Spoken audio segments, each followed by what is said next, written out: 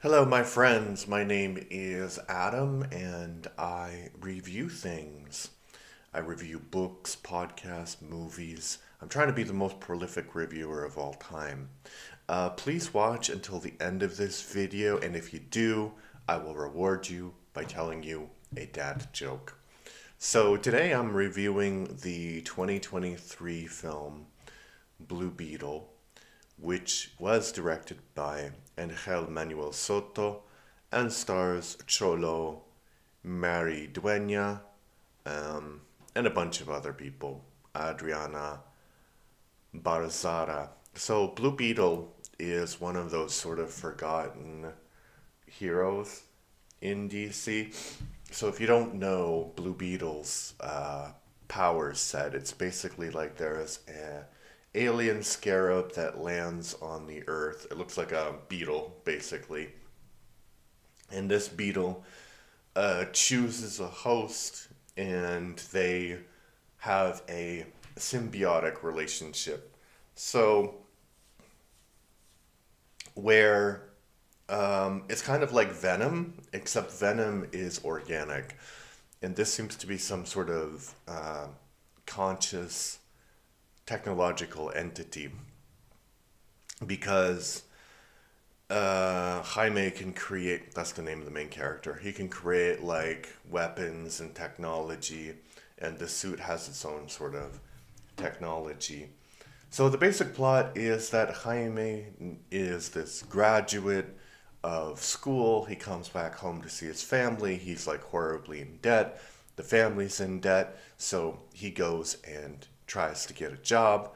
And for some reason, he is working as a cleaner, and his sister is working as a cleaner, and they overhear this conversation between the kind of the really rich people, and Jaime intervenes, and he doesn't really need to. And the character he intervenes on behalf of, Jennifer, she like says, "Okay, I'll give you a job. Come to my office tomorrow." And then she kind of forgets that because she's busy stealing this scarab thing, and she gives it to Jaime, and she tells Jaime, "Don't open it, don't touch it, whatever." And she thinks it will be okay because, as I said previously, the scarab can only be like it chooses its host, and it doesn't really choose just anybody. But for whatever reason, it chooses Jaime, and there's a very great scene where the scarab is like fusing to Jaime, and the family's going crazy. Like they're very, very loud and very, very expressive. Jaime gets like shot through the air. He cuts a bus in half to save himself, but no one gets injured. So is the movie good? No. The movie is not good. Is the movie bad? No, it's not bad. So the problem with the movie, I see like two main problems with the movie. One is this sort of culture porn, and I'm not saying that to be sort of anti-woke. I don't have a problem with cultures being represented on screen, but they do this thing where Jaime's family are Mexican immigrants, and they're living in this town, and they're speaking like a mixture of Spanish and English together, and that makes perfect sense. But because like a bit of background on me, my have children, and they're bilingual in English and Polish, and when they're speaking to me, they do the same thing. So it's something that happens. It's not anything unnaturally, but what is unnatural is, so there are like these characters who don't speak any English, and they'll be speaking to a character that we do not know speaks any Spanish. Like, so the character of Jennifer, so they go on her Instagram port. So her name is Jennifer Cord, right? Her dad is Ted Cord. Her aunt is Victoria Cord. So it doesn't seem like these are very Spanish people, although it says like she's Brazilian on her Instagram, which doesn't make any sense. And I think that they added that because they realized they have a lot of scenes where she is just like sitting there and they're speaking Spanish, and she's like, mm-hmm, yep, right? Okay, yeah. Like, I don't have any problem with the Spanish being there and the interactions between the family, whatever, but somebody needs to translate for the Anglo in the room, right? If you want it to make any sense. Or she has to say, like, oh, she has to say something in Spanish, at least, so we know that she speaks Spanish. There's no indication in the film that she speaks Spanish at all. But that's kind of my thing. It's not something that prevents the movie from being good. I think what actually well, actually it does because, you know, they really rely on this. They talk about family and family this and family that, and we do this way and we do that way. And, you know, it's like they don't have any other conversations as a family apart from being a family and the things they do that are different than other people that are not actually that different than other people. So it's really trite writing. It's really quite basic. It's like kind of fast and furious levels of writing, you know. Family, family, family, family, family, family, familia, familia. Yeah. So that's the first problem I have with it. The second problem is that I don't know how to express this exactly, but it's just a movie where the characters don't actually do much. And they're not very well developed, you know. And uh, maybe that's not exactly what I mean. So Jaime is basically Miles Morales, right? Except he's Mexican. You know, I don't know. Yeah, Miles Morales is half black, half Mexican, I think. But so Jaime is basically portrayed as Miles Morales, right? Like really smart. And there's no, like, you couldn't say what is Jaime about. Like, what is his character? Like, what his personality is. And I think in it kind of gets to the fact that a lot of these superhero characters are really washed washed down because they all have this sort of Peter Parker archetype now, you know. So, like, if you talk about Superman, you know who Clark Kent is. If you talk about Batman, you know who Bruce Wayne is. But when you talk about, like, these kind of minor characters like Blue Beetle, there's no, you don't really have any kind of feeling about what their personality is. And it's a far worse film, but I'm kind of, when I was watching The Flash, and you have Barry Allen, like, what's the guy's name? So the last Flash movie, the one that didn't succeed very well, and the guy that had a lot of legal problems, and he kind of tanked the movie because of that. So that performance is actually better because he is so weird. Like, you know exactly who Barry Allen is in this universe. He is not like a clone of Peter Parker or Miles Morales. He's like his own guy. And you don't need to make characters like really, really weird, but you need to make them like unique and likable. And it's hard to do that, yeah.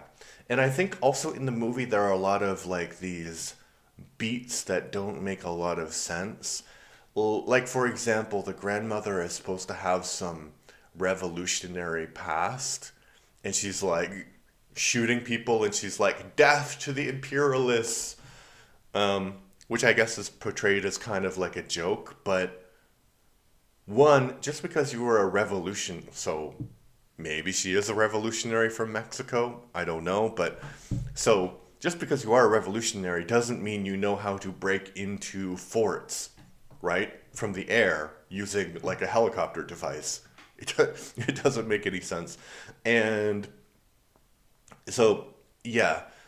So that character doesn't make sense. The writing doesn't make any sense. Oh, there's another part where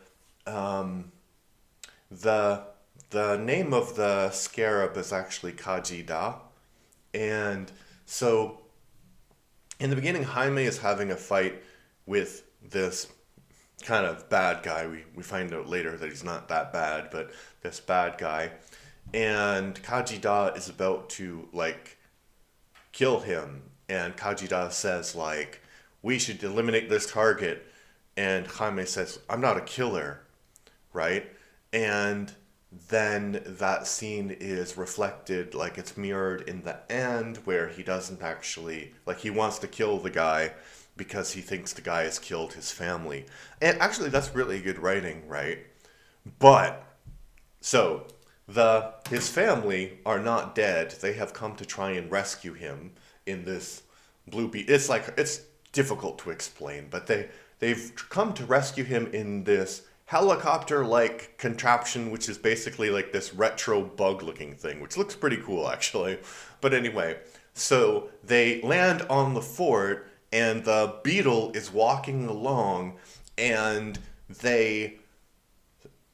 it has like these pointy legs, and they step on a guy, and Jaime's sister says something like, "Oh, we stepped on a guy, 10 points." And it's like, what kind of message is that? Like, oh, life is very, very important. We're not going to kill this guy. But yeah, my sister's out there randomly killing people. And I know that the sister is not actually Jaime. So we don't really care about her morality or whatever. She's not the hero. But that seems like a really weird message. And then he has this uncle that, yeah, he can just create like great things in his garage. And he's able to like create this jamming device, and yet he lives but he's portrayed as being a sort of conspiracy theorist, so maybe that's why he's not that successful, but I don't know. It's just a thing where like everyone can do everything in a movie, and it's like, oh, we need a character to do this, so this character will do this. I didn't like it. I mean, it's an enjoyable enough film, but I feel like I've seen this film 1,000 times. And I don't think a movie like this needs to be like really, really deep. You can make like a movie about a character like Blue Beetle and have it be interesting. Just like a one-off film. Like, oh yeah, that's interesting. And actually, the film that I'm reminded of is, what is the name of the Transformer? The yellow one that turns into the car. He turns into a Volkswagen as well. Ironically, Beetle. Anyway, they had a movie about him. Bumblebee, it's Bumblebee. They had a standalone Transformer movie about Bumblebee, and it worked just fine. Because I don't know. Maybe I'd watch it again and I'd be like, oh yeah, there's a lot of problems with that too, because it's not like a great movie or anything, but you can make an enjoyable movie. It doesn't need to feel like every other superhero movie that you've ever watched. And I love the superhero genre. I really, really do. Like, I would say it's my favorite genre of movie, and this started in 1989 with the Batman movie, the Tim Burton Batman movie. I love what you can do with the genre because you can go and you can be very, very serious, like Batman, Dark Knight Rises, and you can have like hopeful movies like the last Superman movie, and you can have like everything in between. You can really like explore these characters, but this one, it doesn't work, right? It doesn't work as an exploration of Jaime's character. And I think that they thought, okay, if we make it Mexican enough, that will be enough. That's his character. He's Mexican. But no one is just Mexican or Portuguese or rich or poor or whatever. Those are just facets of your character, All right, so if you made it to the end, here is the dad joke. Guy walks into a bar, hits him right here. All right, if you like what I do, please like and subscribe. I'm trying to get to 150 subscribers by the end of January. We're at 120, I believe, so I think it's completely possible. If you want to support me in another way, please check out the link to the Patreon in the show notes or the video description. Thank you. Bye-bye.